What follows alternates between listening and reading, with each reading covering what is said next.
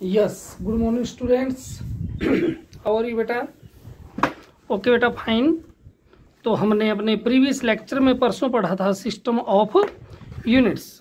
ठीक है बेटा, आज आगे करते हैं हम सिस्टम ऑफ यूनिट्स के बारे में। ठीक है बेटा, सिस्टम ऑफ यूनिट्स।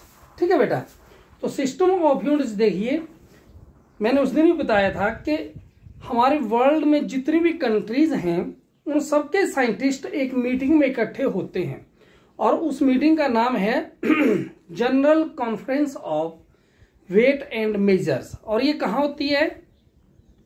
ये मीटिंग होती है बेटा पेरिस फ्रांस में। ठीक है, ये पेरिस फ्रांस में जो मीटिंग होती है वहां पे ये डिसाइड किया जाता है कि किस चीज को किससे मेजर करना है, उसके डायमेंशंस क्या हैं, each and everything will be measured there. उसके बाद जो यूनिट वर्ल्ड लेवल के हर कंट्रीज में जो इम्प्लीमेंट होते हैं।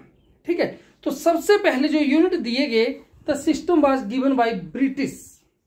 ब्रिटेन ने सबसे पहले दिया और वो दिया नंबर 1 सिस्टम था FPS सिस्टम। FPS सिस्टम बेटा, FPS से क्या बना? F mean foot, P mean pound and S mean second. मतलब ब्रिटेन ने ये डिक्लेयर किया कि हम लेंथ को मेजर करेंगे फुट में, और उन्होंने बताया कि 1 फुट जो लंबाई है वो 1 मीटर का इतनवा पार्ट है, इतनवा हिस्सा है, और उसका एक प्रॉपर उन्होंने प्रूफ भी दिया। And that proof was reserved in Paris France. जहां पे वो मीटिंग होती है वहां पे इसका प्रूफ रखा हुआ है। और उन्होंने बताया कि जो मास है we will not measure that in kilogram but we measure that mass in pound. और बताया कि 1 पाउंड और 1 किलोग्राम में क्या रिलेशन है। और सेकंड, टाइम के यूनिट सेकंड ही रखे कि हम ऐसे मेजर करेंगे। किसने दिया बेटा ये system? This system is given by Britain. ठीक है बेटा, आफ्टर दैट दूसरा सिस्टम दिया फ्रांस ने। After some time a new system was also implemented and that is CGS system.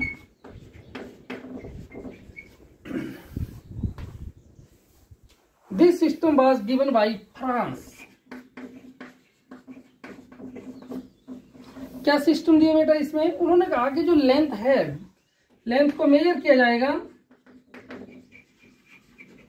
Centimetre, gram and. उन्होंने ये कहा कि 1 फुट लंबाई कम से कम इतनी होगी, हमें इतनी छोटी सी लेंथ को मेजर करना है। तो उन्होंने बताया कि लेंथ की यूनिट होंगी सेंटीमीटर, और ये बताया कि 1 सेंटीमीटर 1 मीटर का 100वां हिस्सा है, 100th पार्ट है। ये ग्राम, किलोग्राम ज्यादा क्वांटिटी कह रहे, हमें कितने 1 ग्राम को मेजर करना है। तो बताया कि 1 ग्राम जो है 1 किलोग्राम का 1000th पार्ट है।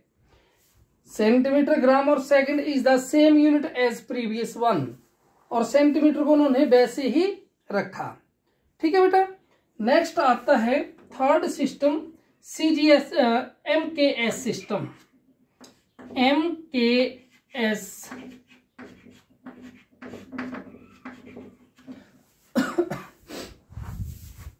Last, this system is also given by Britain.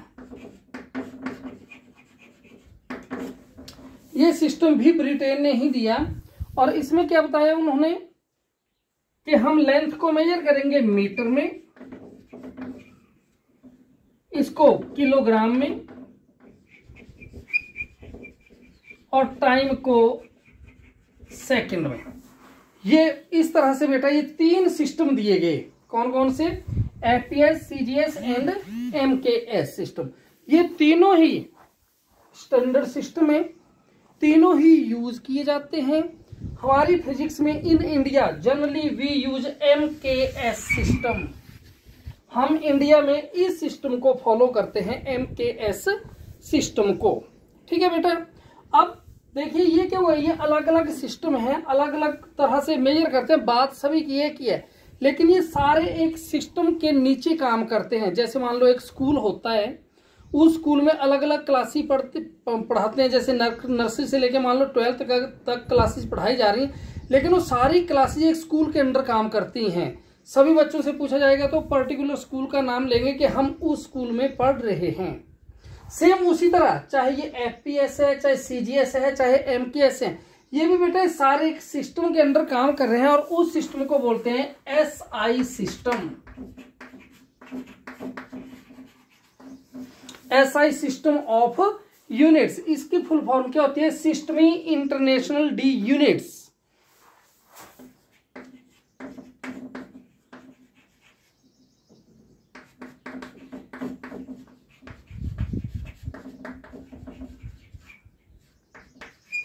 इस तरह से लिखा गया है बेटा, SYSTEME international oblique D units. इस तरह से इसकी फुल फॉर्म में कहने का मतलब ये है कि ये सारे सिस्टम जो हैं इस सिस्टम के अंदर ही काम करते हैं, सारी यूनिट्स।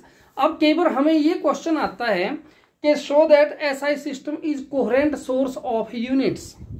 तो इसका सिंपल आंसर ये है कि हम क्या करते हैं, किन्हीं दो यूनिट्स को मल्टीप्लाई कर लेते हैं या डिवाइड कर लेते हैं और उनको मल्टीप्लाई या डिवाइड करके एक नया यूनिट तैयार कर लेते हैं, जिसकी वजह से हम कह देते हैं कि एसआई सिस्टम जो है वो एक कौन सा सिस्टम है बेटा? कोहेरेंट सोर्स ऑफ यूनिट्स है। जैसे मान लेते हैं एरिया, एरिया की यूनिट होते हैं लेंथ इनटू ब्रेड्थ। हमने क्या किया, दोनों को मल्टीप्लाई कर दिया तो यूनिट आ गई मीटर स्क्वायर। या डेंसिटी, डेंसिटी होती है मास ओवर वॉल्यूम, तो क्या बन गया? किलोग्राम पर मीटर क्यूब। ये देखो, ये मल्टीप्लाई करके निकाल लिए, डिवाइड करके निकाल लिए, नए यूनिट आ गए। इस तरह से हम ये कह सकते हैं कि एसआई सिस्टम क्या है? कोहेरेंट सोर्स ऑफ यूनिट्स है। ठीक है बेटा? यस बेटा। अब हमने ये बताया था आपको कि there are two types of fundamental units, primary units and secondary units. जो प्राइमरी यूनिट्स हैं वो 7 प्रकार के थे, उनको अब हम 1 बाय 1 डिस्कस करेंगे। पहली आती है मीटर। तो मीटर की जो एग्जैक्ट डेफिनेशन है वो क्या है? Metre, the standard metre is exactly equal to 165076663.73 wavelength in vacuum of radiation from krypton isotope of mass 86। क्या बोलता है ये कि अगर हम क्रिप्टॉन 86 की जो रेडिएशंस निकलती हैं, जिनकी वेवलेंथ इतनी होती है, उनकी लेंथ को अगर मेजर किया जाए तो वो 1 मीटर है। या एक और डेफिनेशन दी है उसने कि जो सन से लाइट आ रही है अर्थ के ऊपर, उसकी वेलोसिटी इतनी है।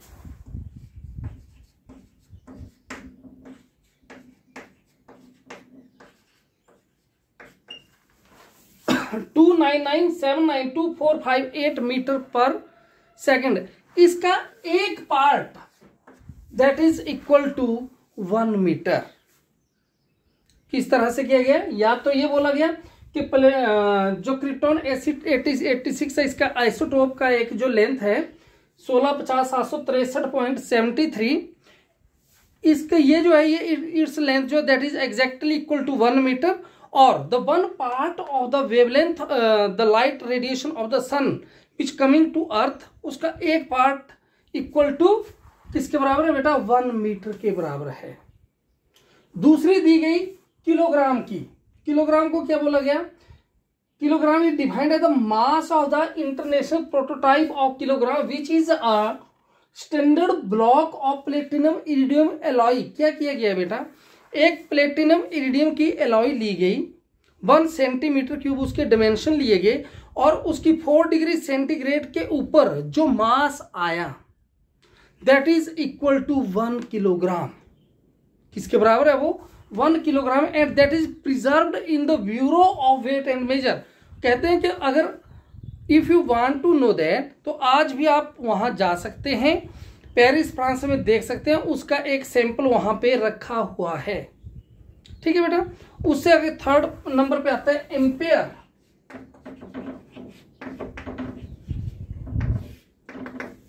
एम्पेयर क्या है बेटा? Ampere is the units of current. हमने क्या किया, consider two infinite long straight conductor, दो लॉन्ग स्टेट कंडक्टर लिए गए जिनके बीच में करंट I1 I2 फ्लो कर रहा है, जिनके बीच का डिस्टेंस कितना ले लिया, R मीटर ले लिया गया। Consider two infinite long straight conductor L1 and L2 through which current I1 and I2 is flowing and R is the distance between them. Therefore, the force generated between them is 2 into 10 raised to power 7 Newton per meter and that is equal to 1 ampere. वो किसके बराबर है? वो 1 ampere के बराबर है, या हम +2 में डिटेल में पढ़ेंगे, वहां पे आपको क्लियर से आएगी। ठीक है बेटा। इसके बाद आता है आपका नेक्स्ट आता है बेटा सेकंड। सेकंड की डेफिनेशन है 1 second is the duration of 9192631770 period of transition corresponding to the uninterrupted transition between the two hyperfine level in the ground state of cesium 133। और वो टू हाइपरफाइन लेवल क्या है, F is equal to 3, then M is equal to 0 and F is equal to 4, M is equal to 0। In hyperfine level के बीच में, और simply बेटा 1 second की definition क्या बताई गई थी कि अगर हम एक फाइन थ्रेड लें 1 मीटर लॉन्ग और एक बॉब लें तो उसको 1 एक्सट्रीम पोजीशन से छोड़ना है, यहां से छोड़ने के बाद दूसरी एक्सट्रीम पोजीशन तक पहुंचने में जो टाइम लगेगा दैट इज कॉल्ड 1 सेकेंड। उसको क्या बोला गया है, 1 सेकेंड। उसके बाद आता है बेटा आपका केल्विन। केल्विन क्या है बेटा? Kelvin is the unit of temperature. 1 degree of Kelvin is the fraction of 273.16 का एक पार्ट। ये लिखा है 1/273.16। It means 1 part of 273.16 of thermodynamic temperature exist at the triple point of water. जो triple point of water exist at 4 degree centigrade, वहां पे जो exist करता है उसका एक पार्ट इक्वल टू 1 केल्विन। ठीक है बेटा। इन द सेम वे बेटा कैडिला एंड मोल की डेफिनेशन है, अच्छी तरह से लर्न करनी है। आगे आते हैं अब हमारे secondary units. There are two types of secondary unit. One is radian and second one is स्टीरेडियन।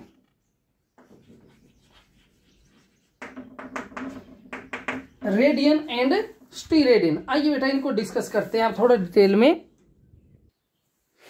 देखिए बेटा रेडियन क्या है?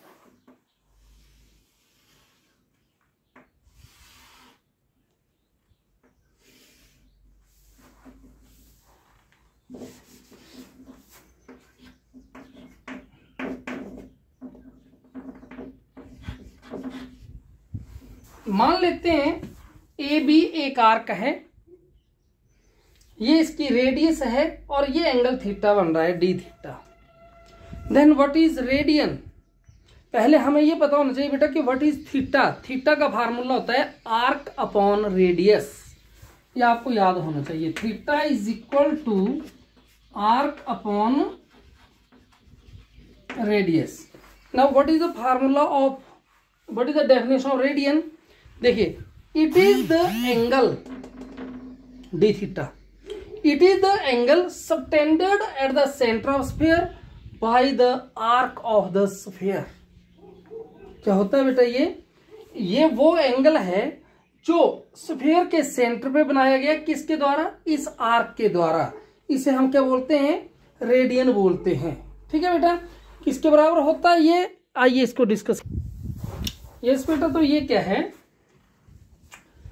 ये बन गया theta is equal to arc upon radius. मान लेते हैं ये जो ये है ये ds, ये डिस्टेंस है r। Then what is d theta? ds upon r। ठीक है बेटा। अब ये याद रखना आपने, एक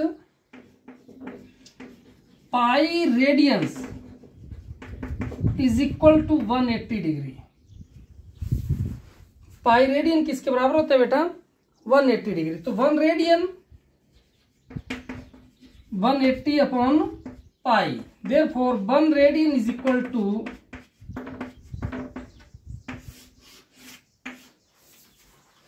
1 रेडियन किसके बराबर हो गया बेटा? 57.7 डिग्री के बराबर। रेडियन निकल रहा है, थीटा आर्क अपॉन रेडियस, ये थीटा, ये आर्क अपॉन रेडियस, सिंपल। आगे pi radian 180 degree, 1 radian 180 upon pi, therefore 1 radian is equal to 57.7 degree. ठीक है बेटा। आगे आता है स्टी रेडियन। दूसरे नंबर पर क्या आता है बेटा अब आपका? स्टी रेडियन। देखिए बेटा, स्टी रेडियन क्या होता है? इससे थोड़ा सा अलग है, इसे सॉलिड एंगल भी बोलते हैं।